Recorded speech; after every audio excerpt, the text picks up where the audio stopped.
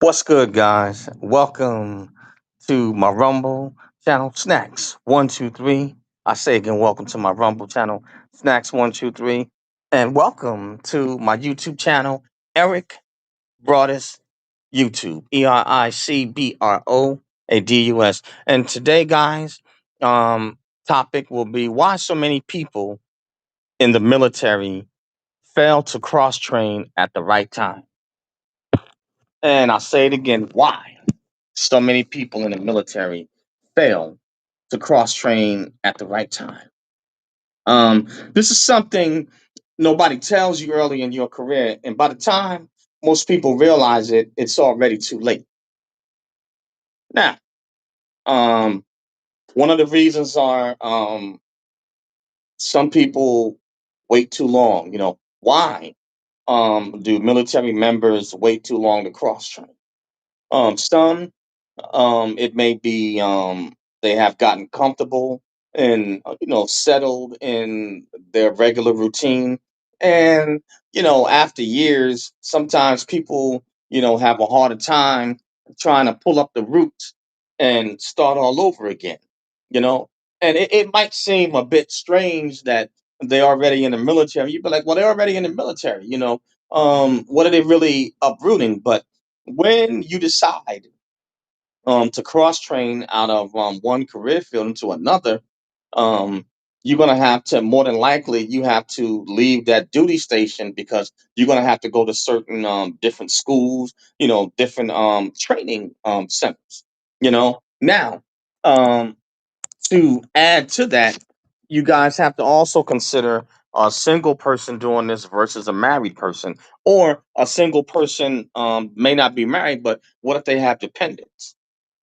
you know um and granted, with the military you have to make plans, you know um to travel, because if the military sends you somewhere, you have to go. Now, they do make concessions, obviously, for families and for those that do have dependents. They understand that, but you're not going to be able to get, what I'm saying, out of every deployment, and every, you got to go just like anybody else.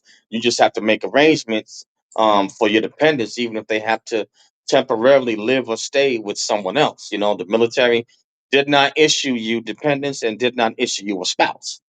So if you don't meet certain requirements and you asking the military to allow you to cross train into another job, but if family or dependents are going to get in the way, they're going to look at that and they're going to tell you no.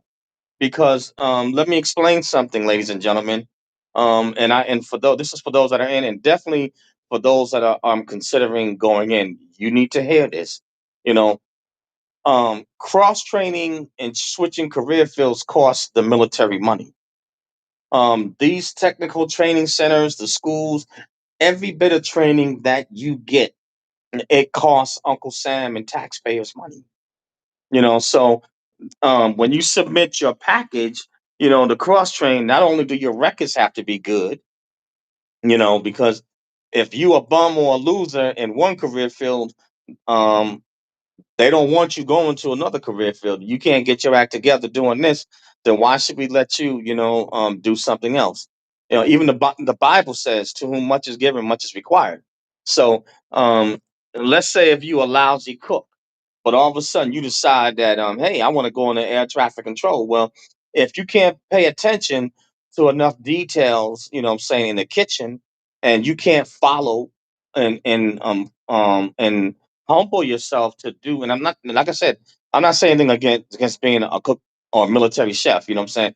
Those women and men, what I'm saying, some of them, they can get down. You know, but I'm using it as an example. If you want to go to, say, maybe a more technical career field, they're gonna look at your past record. What I'm saying, your record follows you in and out of the military. So, how do they perform and say this particular job? And so nobody wants to take you on or spend all that money, invest all that money and time and training into you if you cannot handle um, one job or one situation. Well, then why should they waste money and time on you and allow you the benefit of being able to cross over into another? So keep your records good. You know what I'm saying? But for a lot of people, um, they get stuck, you know what I'm saying, in a, get stagnant, in a comfort zone, and and especially if you have the once you get dependence of family, it even makes it even harder. But a single person without a wife and without dependence, it gets hard when you've gotten in comfortable and you can get into a rut, and and you can get locked in and time is passing you by. Now with cross training, there's a certain time limit in all branches of service, and I do believe that I think you can cross train up to year 12. You know what I'm saying? But I think 12 years is the limit. After that, you are stuck in that career field, and hey, you just gonna have to ride the rest of your time out doing that. And you just gonna either have to go to school or college or some other trades, you know what I'm saying, to pick up other skills and do that on the outside when you get out, you know. And which leads to my next point. I said comfort versus growth. Um, it's a dangerous thing to get into a comfort zone or a comfortable position. Many times when we get comfortable, that's a lot of times when growth stops. And I'll say it again, when we get comfortable, a lot of times that is where growth stagnates. I'm not saying that it's like that all the time. I'm not saying that you have to be, in discomfort in order to grow. Not at all. And that's why it's important to make sure you pick a career field, something that you enjoy doing from the outset. So it makes it easier to focus, and it'll give you a smoother ride in your military career. I'll put it to you that way. It's hard, you know what I'm saying? Even look on the civilian side, it's hard to show up and do a job that you don't want to do. But on the civilian side, you can always tell your boss you quit. You can resign. In the military, you can't resign. You got to be at that job, and you got to finish that out until your military service obligation is up. If you don't, then and you don't want to show up and do that, you are AWOL, absent without leave. There is no quitting, in the military. Now, there may be certain things you can do, to try to see if they'll let you out. And under certain circumstances, they will let you out of your military service obligation under certain circumstances. But in most cases, they're going to tell you, you better get back to work.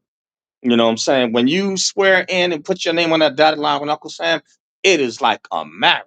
It's a commitment, you know. And so that Uncle Sam is not playing. They're not messing around. You signed your name and you swore in under oath.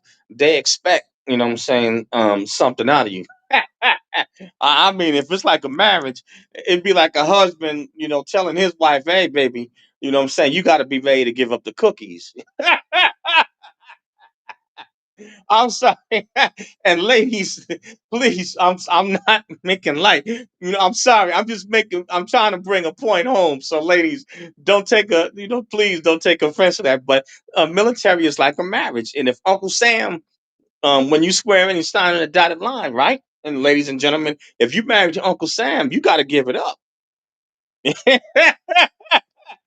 You know what I'm saying? They want, what I'm saying, want theirs out of you. They expect something out of you, and you could best believe they're gonna get it, So you better make sure that if you're gonna take care of Uncle Sam's military, you make sure that he takes care of you. Make sure you benefit, take advantage of the opportunities that are available, you know what I'm saying?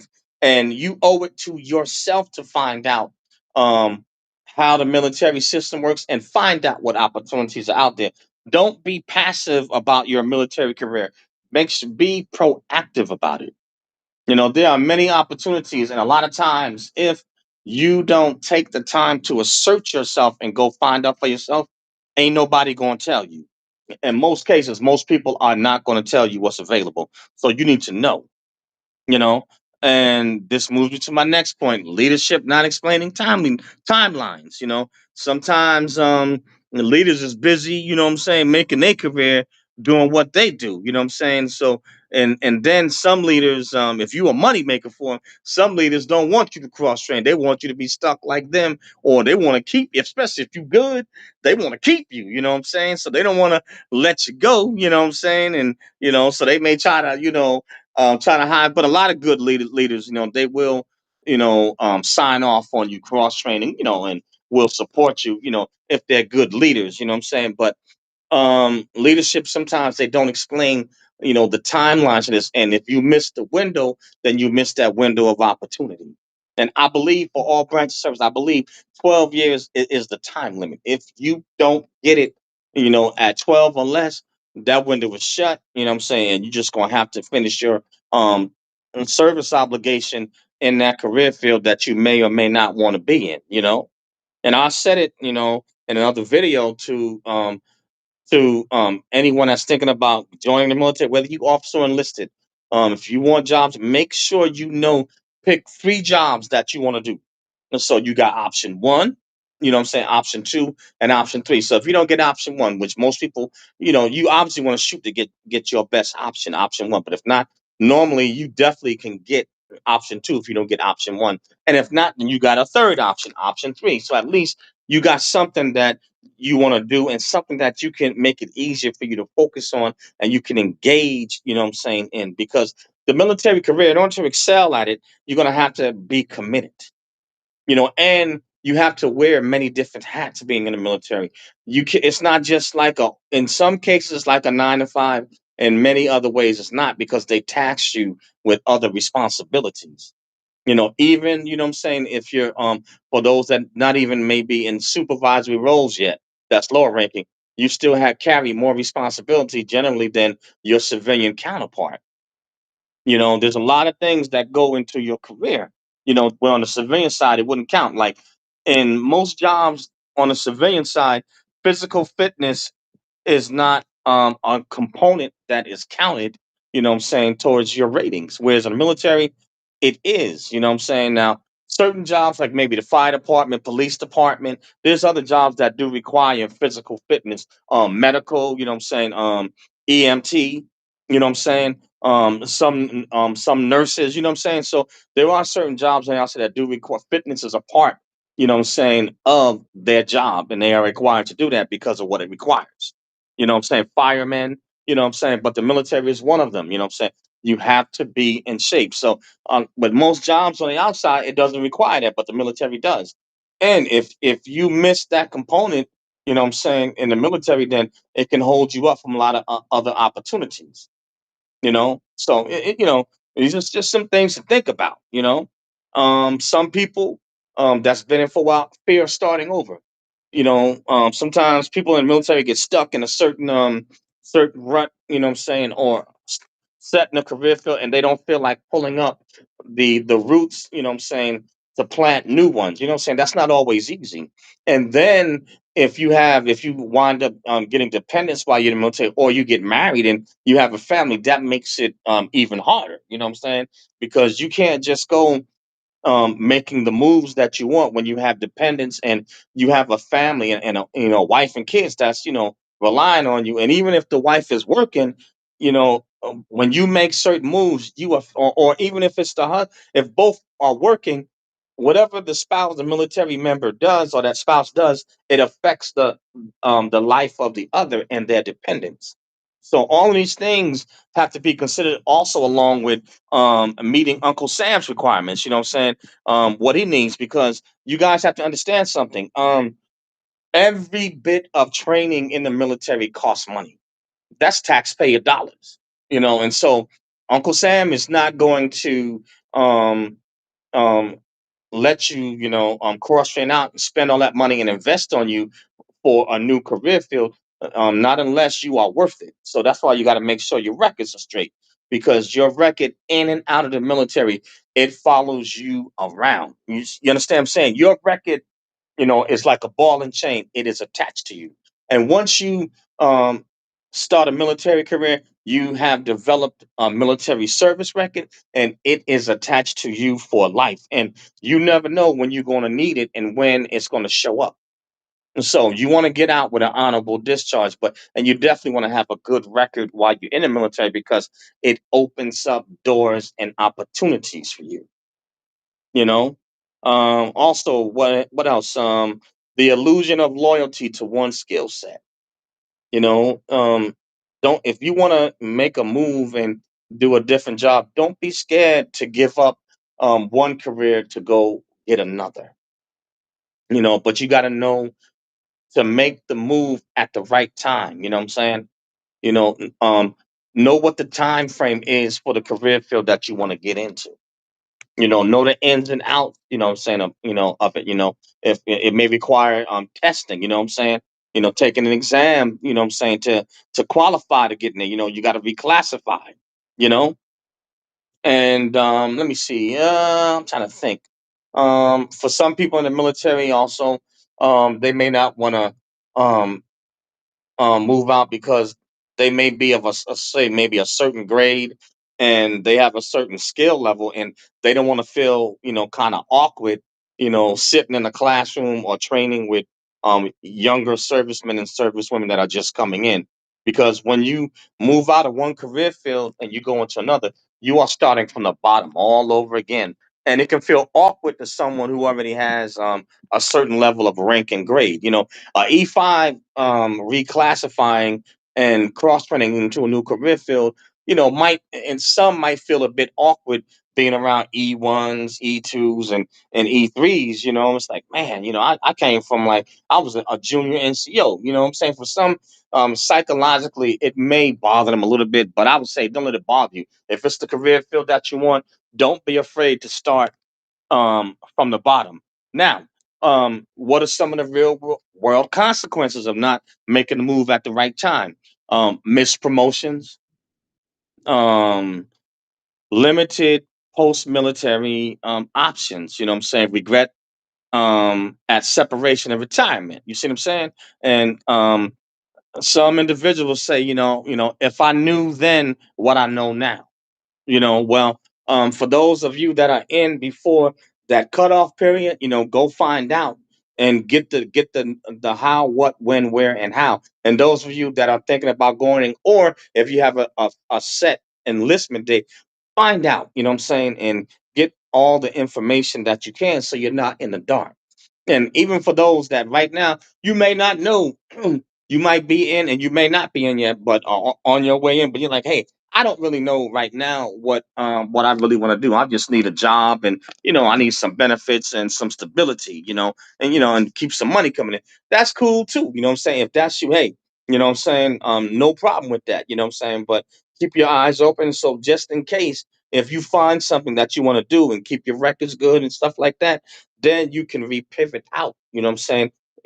Provided you meet the requirements and the timelines. You know what I'm saying? Whatever the qualifications are. You know what I'm saying? So always keep your eyes open. You know what I'm saying? But yeah, miss promotions. It is harder to focus on a job and get promoted in something that you really don't want to do.